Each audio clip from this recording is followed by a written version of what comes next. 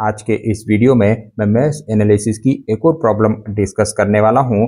Mesh analysis से जुड़ा हुआ एक और प्रॉब्लम आज हम सॉल्व करेंगे। तो चलिए सबसे पहले प्रॉब्लम देख लेते हैं, क्वेश्चन पढ़ लेते हैं। तो क्वेश्चन है find the current in the 8 ohm resistor in the circuit shown using mesh analysis. यानी इस सर्किट में 8 ओम रजिस्टर के अक्रॉस का करंट हमें पता करना है, करंट हमें फाइंड करना है। मैश मेथड का यूज करके इस करंट की वैल्यू निकालना है। तो चलिए इस प्रॉब्लम को सॉल्व कर लेते हैं। मैश मेथड की मदद से इस प्रॉब्लम को सॉल्व कर लेते हैं और 8 ओम रजिस्टर के क्रॉस के करंट की वैल्यू निकालते हैं। तो यहाँ पर आप देख सकते हो कि दो लूप बन रहे हैं, दो मैश बन रहे हैं। पहला मैश ABCD है और दूसरा मैश BEFC है। यानी इस सर्किट में दो मैश इक्वेशन बनेगी। तो चलिए मैश इक्वेशन लिख लेते हैं और मैश इक्वेशन लिखने के लिए इन लूप से फ्लो होने वाला करंट आपको पता होना चाहिए। तो हम मान लेते हैं कि लूप 1 से कोई करंट I1 फ्लो हो रहा है और उसकी डायरेक्शन इस तरफ है।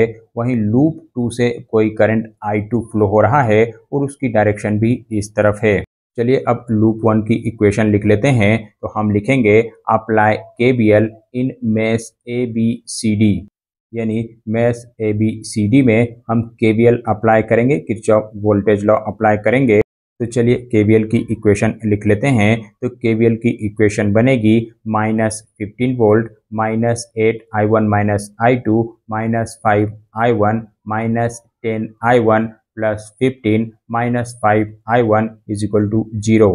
अब ये सारी टर्म्स कहाँ से आई है, चलिए वो देख लेते हैं। तो हम मान लेते हैं कि करंट यहाँ से स्टार्ट हो रहा है और करंट माइनस टर्मिनल से निकल रहा है, इसलिए हमने यहाँ पर लिखा है -15। उसके बाद करंट 8 ओम रजिस्टर से होके गुजरेगा, तो यहाँ पर इसलिए मैंने लिखा है -8। और चूंकि हम लूप 1 की बात कर रहे हैं तो इसलिए यहाँ पर मैंने करंट लिखा हुआ है I1 -I2। क्योंकि मैं आपको पहले ही बता चुका हूँ, पहले वाले वीडियो में मैं आपको बता चुका हूँ कि हम जिस लूप को कंसीडर करते हैं, जिस लूप के लिए लूप इक्वेशन लिखते हैं, उस लूप करंट को आपको हमेशा बड़ा मानना है, पहले लिखना है।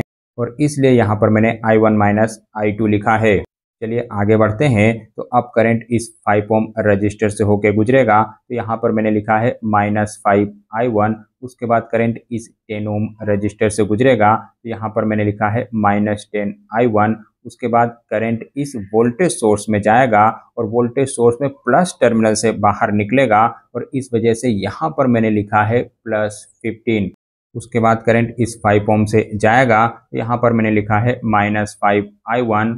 और फाइनली करंट अपने पाथ को कंप्लीट कर लेगा, यानी जहां से स्टार्ट हुआ करंट वहीं पर आके ख़त्म हो जाएगा। तो इस तरीके से हमारी ये इक्वेशन बनेगी। चलिए अब इस इक्वेशन को सॉल्व कर लेते हैं, सिंप्लीफाई कर लेते हैं। तो सिंप्लीफाई इक्वेशन ये होगी -15 -8I1 +8I2। यहाँ पर इस -8 को मैंने -I2 से मल्टीप्लाई कर दिया तो +8I2 हो जाएगा। उसके बाद हम लिखेंगे -5I1 -10I1 +15 -5I1 = 0। अब इस इक्वेशन में तीन टर्म दिखाई दे रही है, एक I1 वाली टर्म है, एक I2 वाली टर्म है और एक न्यूमेरिक वैल्यू है। तो न्यूमेरिक वैल्यू तो कट हो जाएगी क्योंकि इस +15 को इस -15 से कट कर देंगे, क्योंकि प्लस माइनस 0 हो जाएगा, तो ये टर्म खत्म हो गई। अब I1 और I2 वाली टर्म को सॉल्व कर लेते हैं। तो हमारी इक्वेशन कुछ बनेगी -28I1 +8I2 = 0। और इसे हम नाम देंगे इक्वेशन नंबर 1। तो पहले लूप की इक्वेशन हमें मिल चुकी है, पहली इक्वेशन हमें मिल चुकी है। चलिए अब लूप 2 को भी सॉल्व कर लेते हैं। लूप 2 में भी KVL इक्वेशन अप्लाई करते हैं, KVL अप्लाई करते हैं। तो लूप 2 की इक्वेशन बनेगी -25 -10I2 -8I2 -I1 +15 -10I2 = 0। चलिए अब देख लेते हैं कि ये सारी टर्म कैसे आई। तो इस लूप के लिए भी हम यही कंसीडर करेंगे कि यहाँ से करंट स्टार्ट हो रहा है, यानी माइनस टर्मिनल से करंट बाहर आ रहा है और इसलिए यहाँ पर मैंने लिखा है -25। उसके बाद ये करंट 10 ओम रजिस्टर से होके गुजरेगा, तो यहाँ पर मैंने लिखा है -10I2। उसके बाद यह करंट 10 ओम रजिस्टर से होकर गुजरेगा, तो यहाँ पर मैंने लिखा है -10I2। उसके बाद करंट 8 ओम रजिस्टर से होकर गुजरेगा, तो यहाँ पर मैंने लिखा है -8I2 -I1। और यहाँ पर I2 मैंने इसलिए लिखा है क्योंकि हम दूसरे लूप की बात कर रहे हैं और इस लूप में I2 करंट फ्लो हो रहा है और इस वजह से यहाँ पर मैंने I2 -I1 लिखा है। चलिए आगे बढ़ते हैं। तो आगे वोल्टेज सोर्स है और इसमें करंट इस टर्मिनल से बाहर आएगा और इस वजह से यहाँ पर मैंने +15 लिखा हुआ है। उसके बाद यह करंट 10 ओम रजिस्टर से होकर गुजरेगा, तो यहाँ पर मैंने -10I2 लिखा है। चलिए अब इस इक्वेशन को सिंप्लीफाई कर लेते हैं और सॉल्व कर लेते हैं। तो इस इक्वेशन को मैं लिख सकता हूँ -25 -10I2। इसे हम सॉल्व कर लेते हैं, तो इसे मैं लिख सकता हूँ -8I2 +8I1, यानी -I1 को -8 से मल्टीप्लाई किया तो वो हो जाएगा +8I1। उसके बाद +15 -10I2 = 0। इसे और सिंप्लीफाई करें, यानी I1 वाली टर्म को अलग कर लेते हैं, I2 वाली टर्म को अलग कर लेते हैं और न्यूमेरिक वैल्यू को अलग कर लेते हैं। तो हमारी इक्वेशन कुछ इस तरीके से बनेगी 8I1 -28I2 = 10। और इसे हम इक्वेशन नंबर 2 नाम दे देते हैं। तो अब हमारे पास दो लूप के लिए दो इक्वेशन आ गई, दो साइमल्टेनियस इक्वेशन आ गई। अब हमें इन दोनों साइमल्टेनियस इक्वेशन को सॉल्व करके I1 और I2 की वैल्यू निकालना है।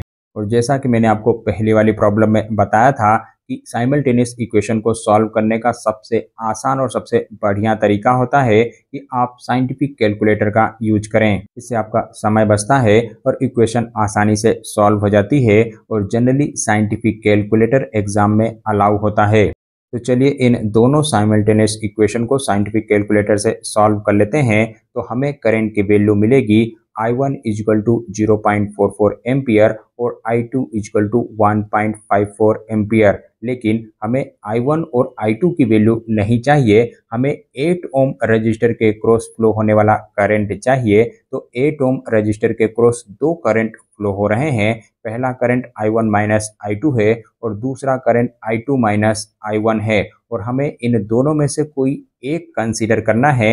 तो मैंने आपको पहले वाले प्रॉब्लम में बताया था कि जिस करंट की वैल्यू ज़्यादा होती है उसे हम पहले कंसीडर करते हैं। तो इन दोनों करंट में यानी I1 और I2 में I2 की वैल्यू बड़ी है, I1 के कंपैरिजन में I2 की वैल्यू बड़ी है। तो यहाँ पर हम लिखेंगे I2 -I1, यानी 8 ओम रजिस्टर के अक्रॉस का करंट I2 -I1 होगा, यानी 1.54 -0.44 एम्पियर। तो फाइनली 8 ओम रजिस्टर के अक्रॉस का करंट निकलेगा 1.1 एम्पियर और यही हमारा सॉल्यूशन है। तो चलिए आज के वीडियो में इतना ही। मिलते हैं अगले वीडियो में नई प्रॉब्लम के साथ में। जय हिंद, जय भारत।